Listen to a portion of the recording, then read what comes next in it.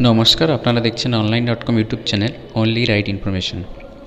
Department of science and টেকনোলজির আন্ডারে উচ্চ মাধ্যমিক উত্তীর্ণ ক্যান্ডিডেটকে একটা স্কলারশিপ দেওয়া হয়ে থাকে, যেটার নাম হচ্ছে ইন্সপায়ার স্কলারশিপ। তো এইবারে যারা 2020 উচ্চ মাধ্যমিক পাস আউট ক্যান্ডিডেট, তারা কিন্তু এই স্কলারশিপের জন্য আবেদন করতে পারবে। তো কারা কারা আবেদন করতে পারবে, কী কী কন্ডিশন থাকলে আবেদন করা যাবে, বা আবেদন করার জন্য তোমাদের কী কী ডকুমেন্টস রেডি রাখতে হবে, সেই সমস্ত আমি এই ভিডিওতে তোমাদের সঙ্গে শেয়ার করছি। তোমরা ভিডিওটা শেষ পর্যন্ত দেখতে থাকো, স্কিপ না করে। আর ভিডিওটি যদি তোমাদের উপকৃত মনে হয় তাহলে অবশ্যই লাইক বাটনে ক্লিক করে লাইক করো। আর যদি আমার চ্যানেলে তোমরা নতুন হয়ে থাকো তাহলে সাবস্ক্রাইব যে লাল রঙের বাটনটা রয়েছে ওতে ক্লিক করে পাশে থাকা বেল আইকনে ক্লিক করে অল নোটিফিকেশান অ্যাক্টিভ করে দাও। এতে করে আমার লেটেস্ট আপকামিং ভিডিওগুলো সবার আগে তুমি তোমার ইউটিউবে পেয়ে যাবে। চলো আমরা ডিটেল দেখে নিই।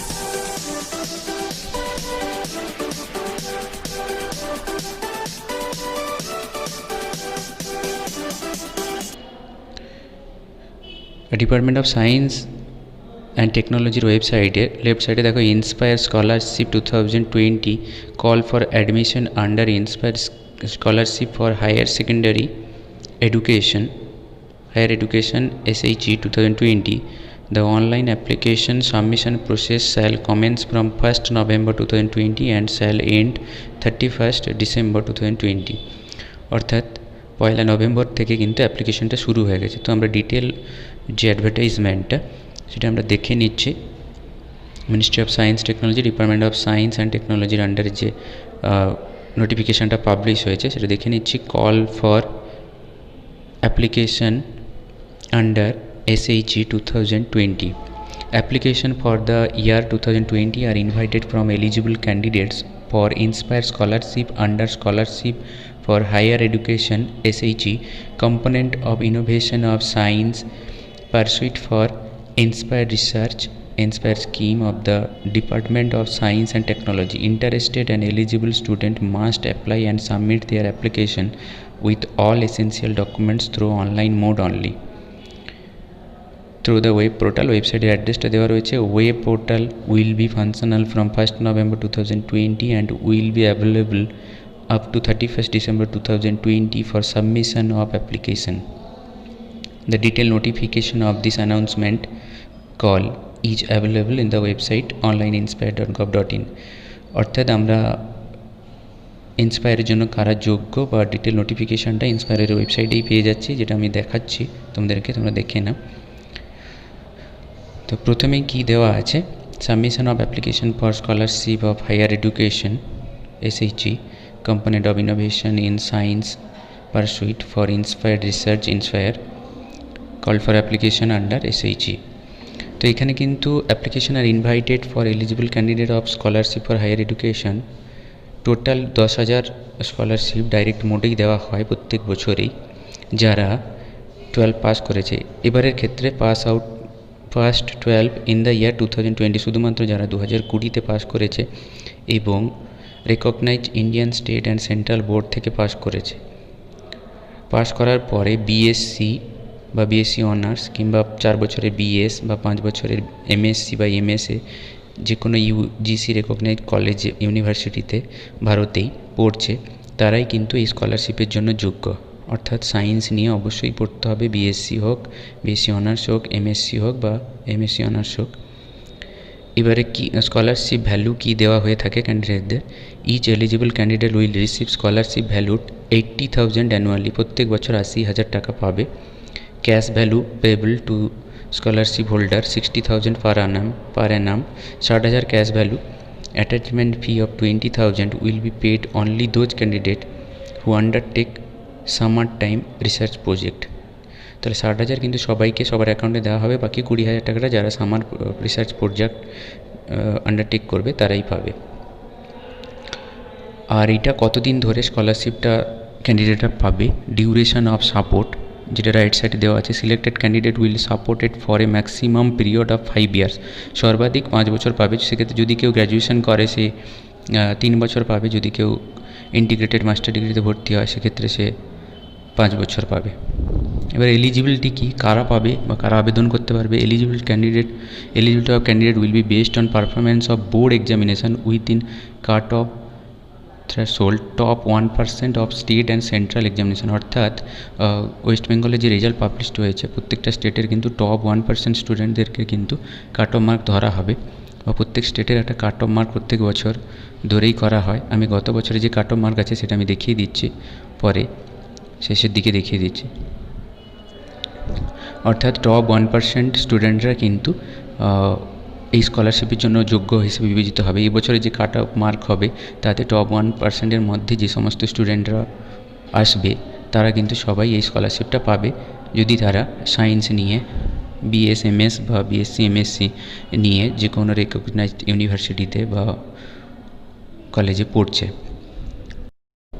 স্টুডেন্টদেরকে কী করতে হবে? স্টুডেন্টদেরকে কিন্তু বয়স অবশ্যই 17 থেকে 22-এর মধ্যে হতে হবে যারা অ্যাপ্লাই করবে, এবং অবশ্যই 2020-তে উচ্চ মাধ্যমিক উত্তীর্ণ হতে হবে। তাদেরকে তারা কিন্তু অনলাইন অ্যাপ্লিকেশন 1 নভেম্বর 2020 থেকে 31শে ডিসেম্বর 2020-র মধ্যে করতে পারবে, এবং তাদেরকে কিছু কাগজপত্র রেডি রাখতে হবে, এবং তাদেরকে খেয়াল রাখতে হবে যে ফর্ম ফিল আপের সময় কিন্তু কোনো প্রকার ভুল করা যাবে না, খুবই কেয়ারফুলি ফর্ম ফিল আপ করতে হবে। একটু ভুল মানেই তোমার স্কলারশিপটা রিজেক্ট হতে পারে।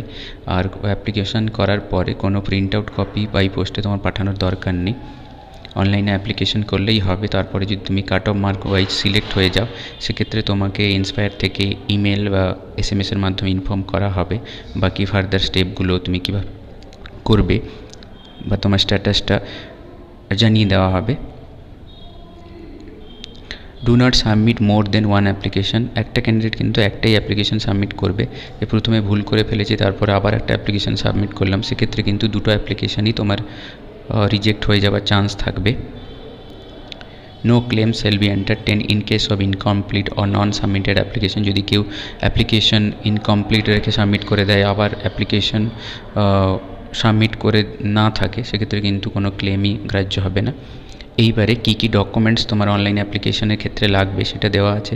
একটা হচ্ছে পাসপোর্ট সাইজ ফটোগ্রাফ, এটা সবার ক্ষেত্রেই ম্যান্ডেটরি। কাস্ট সার্টিফিকেট যদি এসসি এসটি ওবিসি হয়। এলিজিবিলিটি নোট, এটা সবার ক্ষেত্রে ম্যান্ডেটরি নয়, না হলেও চলবে। ক্লাস 12-এর মার্কশিট সবার ক্ষেত্রে ম্যান্ডেটরি। ক্লাস 10-এর মার্কশিট অথবা সার্টিফিকেট বার্থ প্রুফ হিসেবে, তো যারা ওয়েস্ট বেঙ্গল বোর্ড তারা সার্টিফিকেটই দেবে। আর যদি কেউ জেই মেন বা জেই অ্যাডভান্স বা নিট কোয়ালিফাই করে থাকে এবং যে র্যাঙ্ক বলা আছে ওই র্যাঙ্কের মধ্যে ওর র্যাঙ্ক থাকে সেক্ষেত্রে সে অ্যাপ্লাই করতে পারে। আর একটা হচ্ছে এন্ডোর্সমেন্ট ফর্ম, যেটা কনসার্ন কলেজ থেকে তোমাকে কালেক্ট করতে হবে নির্দিষ্ট প্রোফর্মায়, সেটা লাগবে। আর যদি কোনো অন্য সাপোর্টিং ডকুমেন্ট থাকে সেগুলো প্রডিউস করতে পারো বা অ্যাটাচমেন্ট হিসেবে তোমাকে দিতে হবে during form fill up online অ্যাপ্লিকেশনের সময়। এবার আমি টেবিল 1 গত বছরের কোন রাজ্যের কত কাট অফ মার্ক ছিল দেখিয়ে দিচ্ছি। এই বছরে 20-র কাট অফ মার্কটা কিন্তু এখনও পাবলিশ হয়নি, সময় অনুযায়ী পাবলিশ হবে। The cut off mark of 2020 for respective board shall be finalised in due course. দেখো ওয়েস্ট বেঙ্গলে কিন্তু কাট অফ মার্ক ছিল 86.40, সিবিএসসি ছিল 94.60 2019-র। তো গতবারে 86.40 ছিল, এবারে কিন্তু এটা ভ্যারি করতে পারে, বেশিও হতে পারে কমই হতে পারে। ন্যাচারালি এবারে একটু বেশি হওয়ার সম্ভাবনা, যেহেতু এবারে বেশ কয়েকটা পরীক্ষা হয়নি সেক্ষেত্রে মার্কসটা একটু হাইয়ার রয়েছে, সেই কারণে কাট অফ মার্কটা একটু বেশি হলেও হতে পারে। এবারে যারা ন্যাশনাল লেভেল কম্পিটিটিভ এক্সাম দিয়েছো সেক্ষেত্রে জেই ম্যান যদি কেউ দিয়ে থাকো, জেই ম্যান 10,000-এর মধ্যে র্যাঙ্ক করলে সে জেই ম্যানের র্যাঙ্কটা প্রডিউস করতে পারো। জেই অ্যাডভান্স 10,000-এর মধ্যে র্যাঙ্ক থাকলে প্রডিউস করতে পারো। নিটেও 10,000-এর মধ্যে র্যাঙ্ক থাকলে প্রডিউস করতে পারো। বা কেউ যদি এনটিএসসি বা কেভিপিওআই বা জেবিএনএস টিএস স্কলারশিপ কোয়ালিফাই করে থাকো বা অলিম্পিয়াডের পরীক্ষায় উত্তীর্ণ হয়ে থাকো, তারাও কিন্তু যে এক্সট্রা কোয়ালিফিকেশানে সেটা কিন্তু আপলোড করতে পারো তোমরা অনলাইন অ্যাপ্লিকেশনের সময়।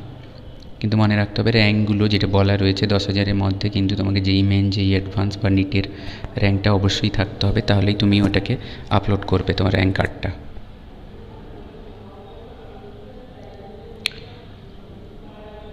ন্যাশনাল লেভেল কম্পিটিটিভ এক্সামের যে কলমটা থাকবে সেখানেই কিন্তু তোমাকে আপলোড করতে হবে।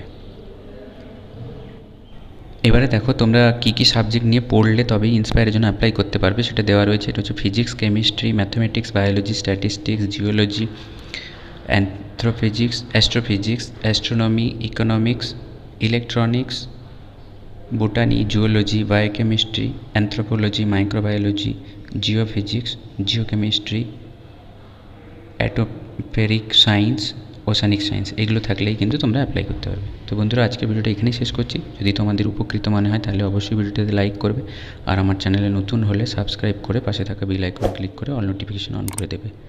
নমস্কার, সবাই ভালো থাকবে, ধন্যবাদ।